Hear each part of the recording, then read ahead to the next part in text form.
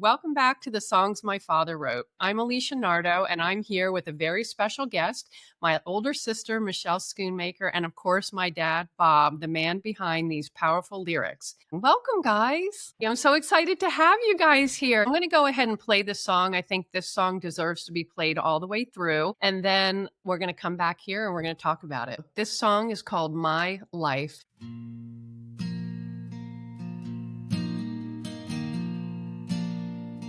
When the cock crows in the morning and brings on a brand new day, you hope things will be different and not go the same old way. Life throws you challenges, there are no sure bets, so be prepared to face them all. What you see is what you get. My life's been a landscape of city streets and dark back alleys, the peaks of highest mountains and the depths of lowest valleys. I've been good and I've been bad, I've been happy and I've been sad. Grew up alone as a lad, and that would set the life I've had. I've been wrong and I've been right, I've been loose and I've been tight. I've worked all day and played all night, living between black and white. I've told truths and I've told lies, I have laughed and I have cried. I've laid back before I tried. I've watched friends live and I've watched them die. Welcome to reality, welcome to the show, welcome to the real world, baby, and the way life really goes. Page 2, I've been applauded and rewarded, and I've come close to fame. All my friends will tell you I've been very hard to tame. I've been stripped and I've been whipped, I felt the pangs of pain. I've done some things I'm not proud of and felt the depths of shame. I've won the game but lost the bet, been ridden hard and put up with, and I know it ain't over yet, I know it's gonna change. I've learned through life what's right and wrong, I've played with kings and queens and pawns, but life is short, I've been here long, and it won't be long before I'm gone. This is how my story's told, I was once young and now I'm old. I've dealt with the hot and cold, just the way my life unfolds. So maximize each minute, 'cause time will fly right by, and no two things are guaranteed. We live and then we die. This, my friends, is reality. This is the big show. This is the real world, baby, and the way life really goes. The way life really goes.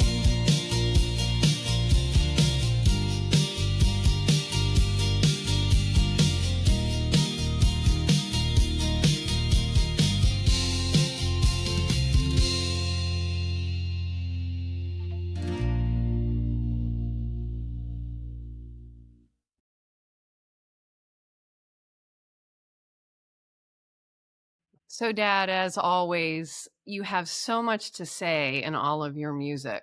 Just wow. Michelle, if you don't mind, I'm going to start with you. What made My Life stand out to you among all of Dad's songs? Because I know you've probably heard as many as I have. I don't think so. But first of all, I'd like to begin by saying thank you to Dad for doing this and thank you for organizing this. I can't think of a better legacy to leave behind for the kids, my grandkids, his great grandkids, and beyond. All of the ones that I've heard so far are special in their own right. And, when you asked me to do this, I narrowed it down to two songs. One was Ashes to Ashes, one was My Life. Both of them have similar themes of a life long lived. And I know my dad has targeted the first tranche of songs to be released that are targeted more for the boomer generation. And Ashes to Ashes is definitely boomer forward, if you will. My Life, on the other hand, I feel speaks more to anyone, even my children who are in their 30s. Anybody in their 30s have had to deal with the duality of living between black and white. And so I think this would resonate with a lot of people. That's fantastic. And so, was there a specific line or verse that always stayed with you, or is that kind of the essence that you're talking about when you hear this song? It's more the essence, but there's certain lines that stand out. I've laid back before I've tried. Yeah. I'm one of the biggest procrastinators I know. I honestly don't know who I get that from. But when we try, we give it 1,000%. I was going to say you're one of the most successful people I know, Michelle. So for you to say that you're a procrastinator actually makes me feel good about myself because I'm a huge procrastinator too. But you're right. When we try, we give it 100%. And then the other one that really makes me laugh is the one about I've been very hard to tame. I'm pretty sure Mom wrote that line. About Dad. Yes. Well, there are stories from when you were a child. I think Hard to Tame came out when you were about 2 or 3, so maybe even younger than that. So I guess it runs in the family. Well, I remember you used to try to get me to do something. He learned early that he couldn't just tell me to do it, that he had to tell me the opposite. And so he came up with very, creative ways to do that. So things like I remember specifically him telling me, "Well, you can't get straight A's." And he didn't say it in a degrading or a negative way. It was more like a cattle prod. And damned if I didn't go out there and get straight A's just to prove him wrong. So, Dad, when did you write this song, and what was going on in your life at the time? This song to me was a great song to write. Now, probably within the past 3 years, it was one of those where you're sitting down doing nothing, and I started to think of the dichotomies of life, good and bad and happy and sad. And so I took out my old yellow paper again and my pencil and started to write some verses. These are pretty common verses, but when you put them together, they really reflect a story. And everyone that I know well has probably gone through every verse in this song already, whether they're 35 or they're 85. And if they're being honest with themselves, some people might walk a little straighter line than we have, or I have, in terms of the peaks of highest mountains and the lowest valleys, and city streets and back alleys, which is all true, as you guys know with me. You mentioned it yourself. We all give 1,000%. We always have. And what I'm proudest of within my own heart and soul is the fact that I go to the extreme on everything. When I decided we would start to ride motorcycles, I didn't get on a motorcycle and ride up to the corner and back. I got on a motorcycle and rode across the United States. And then I finally got your mother on the back, and we did it 3 more times. And then you couldn't get her off? We go all the way when we go. Now, then the motorcycle gets put away, and it's a chapter of life, so. That's where a lot of the words came from and the verses. Those big highs and lows and the mountains and the valleys, that's a striking metaphor. Did you find that writing the song actually helped you make sense of those highs and lows? I think every song that I'm writing right now has. It's been tough on Mom and Mike that live with us too. I disappear in this little room for 8, 10, 12 hours at a time and don't come out, and they worry about me. I mean, I think you really have to understand that when you pick up a piece of paper that you wrote 50 years ago and read it and reflect back to why it was written and how it was written, That's heavy. And I mean it with all my heart. And reading some of these words and remembering the times, I'm not sure I'll get through the episodes, candidly. Well, and I think that's so important about why we're doing what we're doing because you're also at an age, Dad, where you can reflect back and you've been through all of these amazing experiences. And one of the things that I love about doing this with you is the stories that you have to tell and the feelings that really come along with it. It's almost like you can sit back and tell the story, feel it, but it's coming from an elder's perspective now because you've been there and you've done that. And I think that that's really special. Michelle, I have a question for you. Do you remember growing up and seeing these different sides of Dad? Absolutely. I mean, I think we saw a lot more of the playful, dad being a jokester, dad being a prankster. Dad losing his teeth at the kitchen table. Yeah, those teeth had some miles on them, that's for sure. Thank God they grew back. Yeah, yeah, good thing. I think one of the unifying factors in our family is our ability to use humor to diffuse any situation just because it's funny or even sometimes when it's inappropriate, but it keeps us all sort of sane. I can remember gathering at Nana Bagden's house every summer, and the adults would all sit around. They'd be drinking beer and laughing and telling jokes, and we'd be there with the younger of Dad's cousins and then all of us kids. And, we didn't have video games. We didn't have a Disney movie and sit the kids down. And I don't even know if Nana's had a TV back then. So the adults would make up games for us, right? And I don't know if you remember snipe hunting. Now that you're saying it, I remember the words. They used to get flashlights and make us go hunt the mysterious yet always elusive snipe. Sharp stick. This is very important. A sharp stick, a flashlight, and a lunch bag. Because you got to have something to put the snipes in. Well, we would run around, and they'd be sitting in their chairs just guffawing at the fact that, oh, look, they're looking for snipes. And then if we got bored or whatever, somebody would jump up and be like, oh, I just saw one. Go behind the shed. We'd all scurry over there and go find the snipe. But yeah, Dad was always making up kind of games like that to keep us occupied and entertained. So, one thing that's coming to my mind as I'm talking with you, Dad, and one of the things that I find fascinating about this process is growing up, we saw you going in this direction, going in that direction, going in that direction. You were a man who tried a lot of different things. And I think not knowing about how creative you were and what kind of open person you were, we might have thought of you as somebody who was just searching, and not finding. But now what I'm hearing is this person, and I can actually attest to this to myself, being 55 years old and understanding my own creativity. I'm actually hearing a person who knew exactly what he was doing. You were just really highly creative, and just doing one thing wasn't enough for you. And you might not have understood that at the time.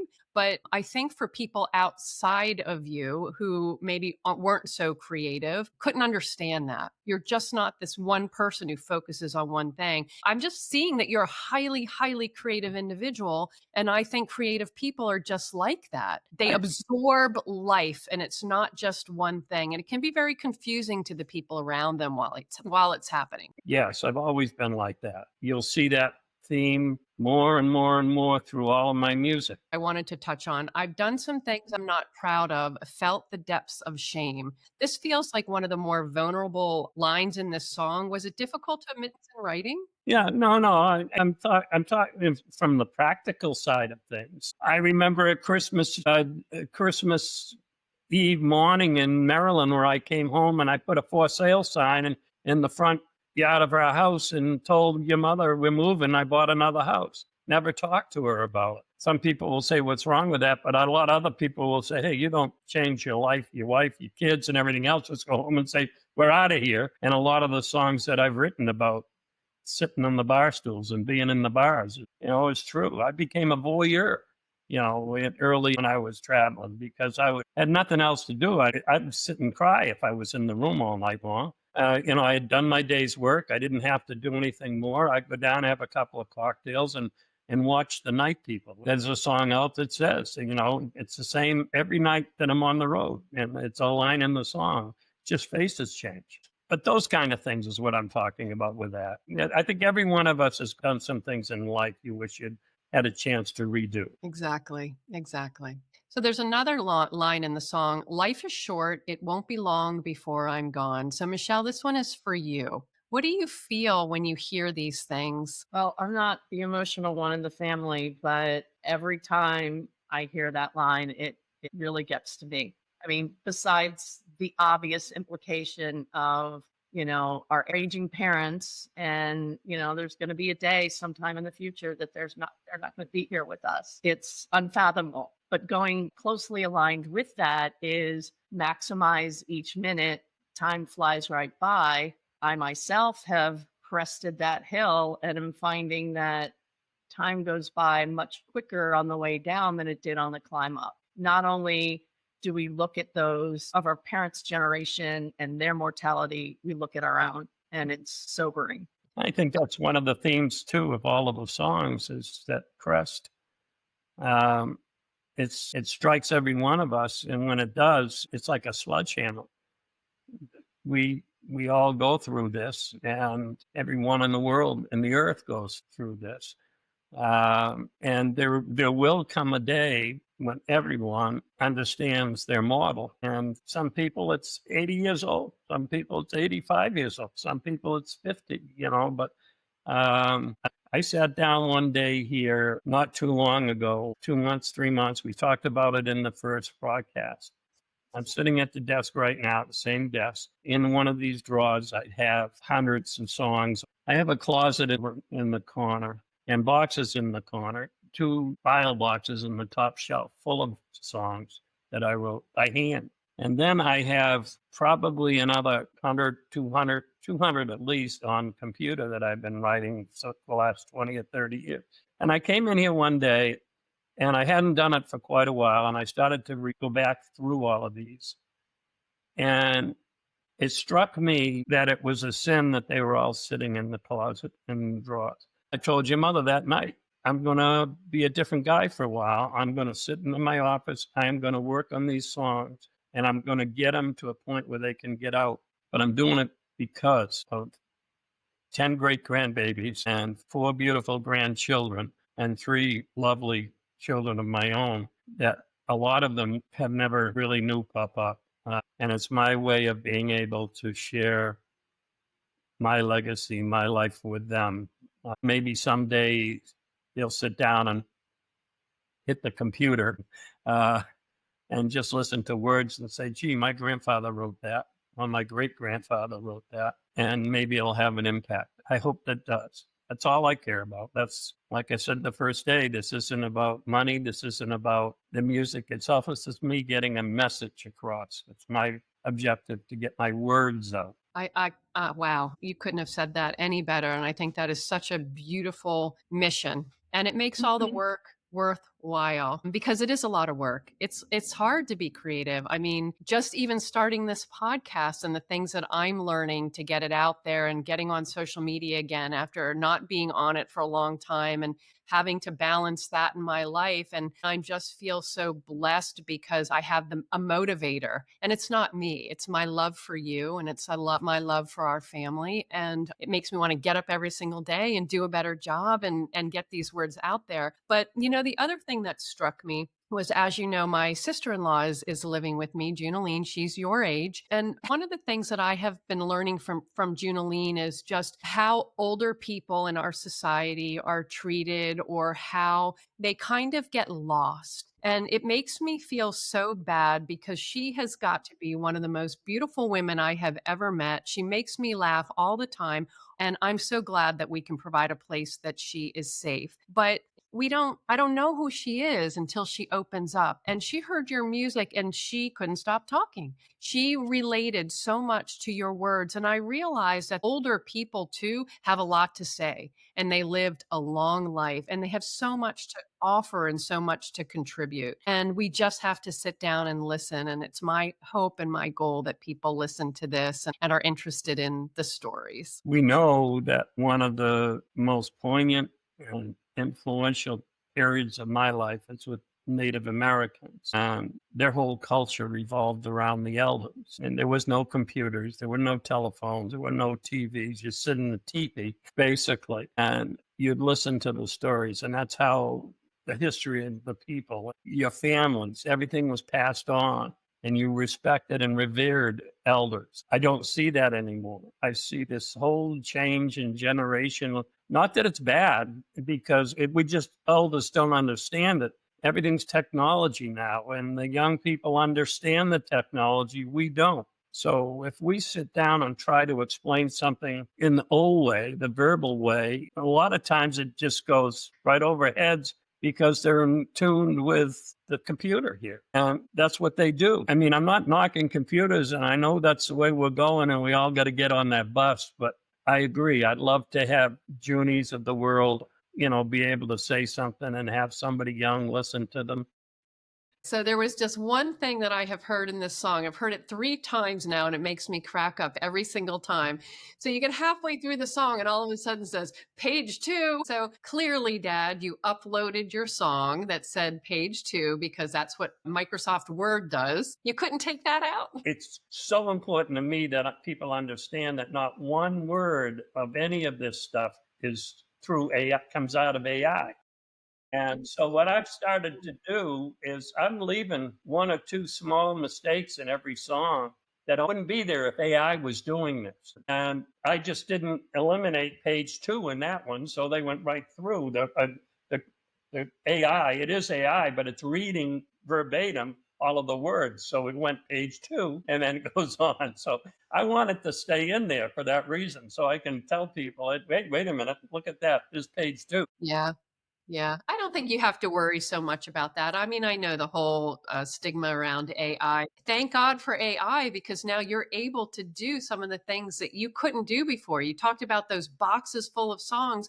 Without Suno, those would still be collecting dust. And how lucky are we that you found this website and you're able to put music and vocals to your songs? If somebody notices the words to one of these songs and then wants to do something with them, I'm wide open to that. Yeah, exactly. I think what it does for the kids too is anybody can read the poetry and the words on the piece of paper, but it's hard to imagine if you're like me, more analytical on the creative side, or the kids just to take the music and add it and embody it. It actually brings it into a song and not just just a poem on a paper. Exactly, exactly. You can feel it. You can feel the meanings of the word. You can understand it. You can imagine. I mean, it triggers all levels of different kinds of understanding and inspiration. And that's why these words are so amazing, because now we're experiencing that because they have the proper music to them. Well, guys, this was a lot of fun. Michele, do you have anything else you would like to contribute or anything to say? I love that you're down visiting with Mom and Dad and Mike, and hopefully you're enjoying yourself. It looks like you got some nice sun. I tried. Just basically, I'm having a great time. I'm grateful for every sunrise that I see and every amazing minute that I can spend with my amazing family. And I love you all very much. Oh, Thank you, sweetheart. we love you too, Michele. I love you guys. Oh, this was so much fun. Michele, I hope you join us again at another episode, and you guys have a wonderful night. You too, sweetheart. Love you. Love you.